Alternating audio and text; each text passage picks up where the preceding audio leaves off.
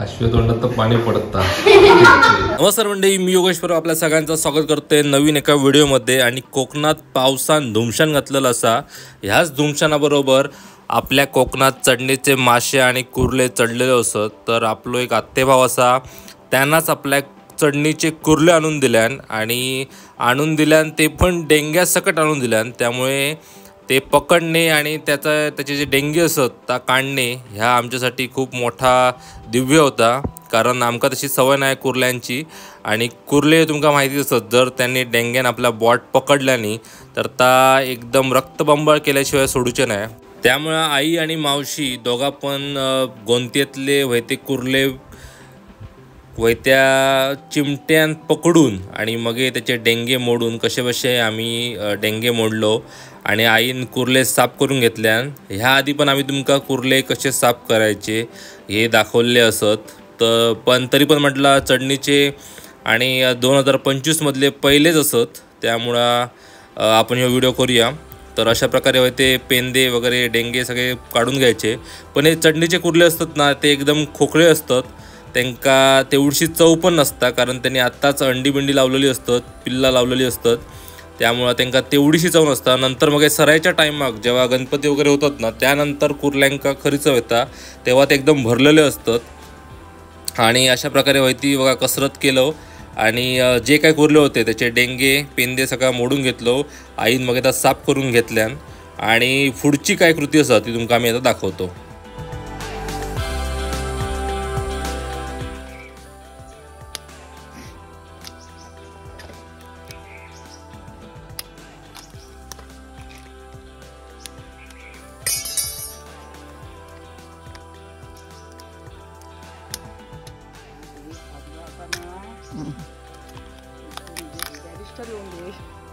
तर म्हणजे हे बघा, कोकणात जबरदस्त पाऊस पडता आणि चढणीचे कुर्ले असत ना, ते आमच्या आत्तेभावान आमका दिल्यान आणून. आणि आईनं आता ते सगळे साफ करून घेतल्यान. डेंगी होते ते का बऱ्यापैकी. पण हे जे चढणीचे कुर्ले असतात ना, त्याला तेवढीशी चव किंवा मांस वगैरे कायच नसतं, खोकळे असतात. कारण त्यांनी आता पिल्ला वगैरे लावून झालेले असतात. हे पेंदे पण बसे बरे वाटतात, म्हणजे एकदम पोकळ वाटतात. हे फक्त पण मोठे होते कुर्ले बघा. हे बघा त्याचे डेंगे केवढे. जेव्हा आता गणपती झालो ना आणि सरायच्या टायमात पुन्हा जेव्हा ते खाऊन वगैरे तयार होतात ना, तेव्हा त्यांना चव भारी लागतं. पण असं ते व्हिडिओसाठी आपल्याला ते मिळाले. याच्या आधी पण आपण कुर्ल्याचा सार कसा करायचा दाखवलेला होता. पुन्हा एकदा आपण दाखवूया. पहिल्याच पावसाचे चढणीचे कुर्ले त्याचे तोडून घेतले डेंगे पेंगे. आता सगळे मिक्सरला लावणार, बारीक बारीक पाय ते रस्ता करणार. त्याचा धुवून घ्यायचे, कारण कसं होतं की चिखल असतं, पाणी दिसत असेल किती एकदम चिखलात असं जाणवतं आपल्याला. कारण हे वर्षभर चिखलात बिळात जाऊन लपलेले असतात ते कुर्ल्या. पाऊस पडला की ते बाहेर येतात आणि मग त्यांची ती पोरं वगैरे लावतात आणि रान वगैरे सगळं खाऊन पुन्हा तरतरीत होतात, तेव्हा ते एकदम भरलेले असतात कुर्ले. अशा प्रकारे आईन सगळं तोडून घेतलं. तर आपण हे साफ करून घेऊया. त्या मंडईचे डेंगे असतात ना, ते काय बघा चिखल असता, जरा ना चोळून घ्यायचं लागतं व्यवस्थित.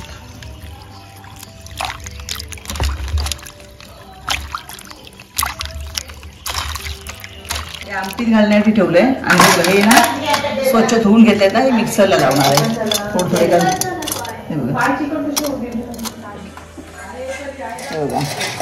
एकदा ना आपण हे मिक्सर लावून घेतलं बघा, अशी जी पेस्ट होते. आता नाही गाळून घ्यायचं, कारण याच्यात कपच्या ना त्या बारीक झालेल्या त्या लागतील ना, म्हणून मिक्सर लावून घेते बघा. आता वरचं असं गाळून घ्यायचं.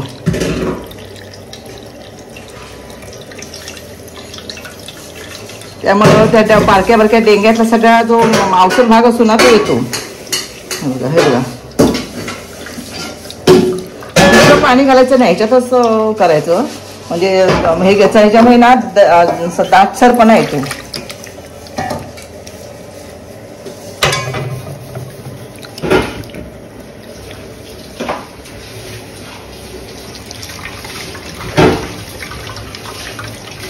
गॅसवर टोप ठेवलाय. आता पाऊस पडतोय बाहेर, त्याच्यामुळे चूल पेटत येत नाही. तर कांदा आणि कढीपत्ता आपण आता ह्या तापल्या तेलामध्ये घालूया. आणि हा आमचा मालवणी मसाला तो घालणार.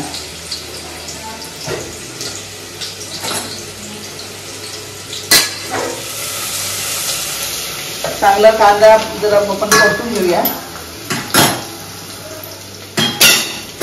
कांदा आता मऊ झालाय. आता हा ह्याचा आपला मालवणी भाजका मसाला. मालवणी भाजका मसाला कसा करायचा याचा व्हिडिओ दाखवलाय. नंतर भाजका वाटप कसा करायचा याचा पण व्हिडिओ दाखवलाय आपण. चांगलं तेलावरती परतून घेऊया. वाटप पण जास्त नाही घालणार, कारण काय माहितीये हे आपण जे डेंग्याचं काढलंय ना तर ते घट्ट होतं त्यांनी हे आमची, त्यामुळे थोडंसं वाटप घालणार आहे.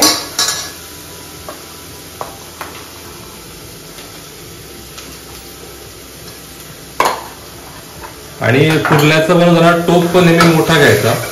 हा कड येतो ना त्याला, जेव्हा कड येतो ना तेव्हा मोठा घ्यावा लागतो. आता हे मी डेंगे ना आपण महिला लावून मिक्स लावून काढलेलं जे पाणी आहे ना ते घालते बघा.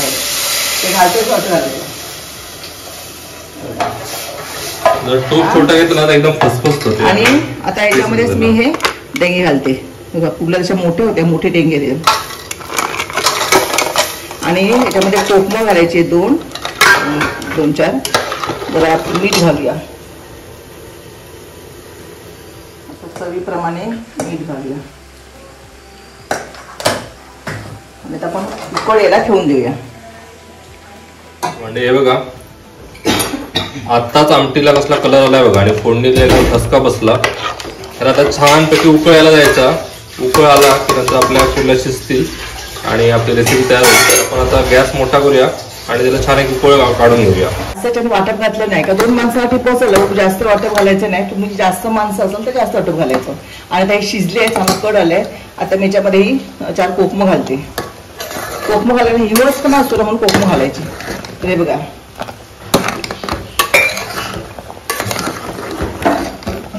आता हळूहळू आणखी एक घट्ट होत जाणार, कारण आपण ते डेंगे लावलेत ना मिक्सरला आणि त्याचं पाणी घातलंय त्याच्यामुळे.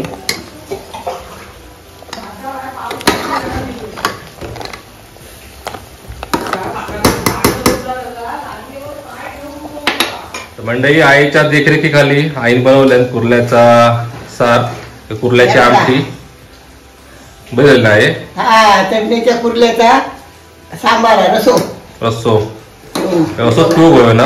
हा त्याला मस्त डोगे ती फणसाची भाजी दाखवली आणि सगळ्यांना भरपूर लोकांनी बघितली आणि त्यांना आवडली. आणि आता पुढची कधी दाखवतो रेसिपी कशी दाखवूया. कसली आता रेसिपी चटणीच्या माशाची दाखवूया. हा हे बघा चटणीची कुर्लं.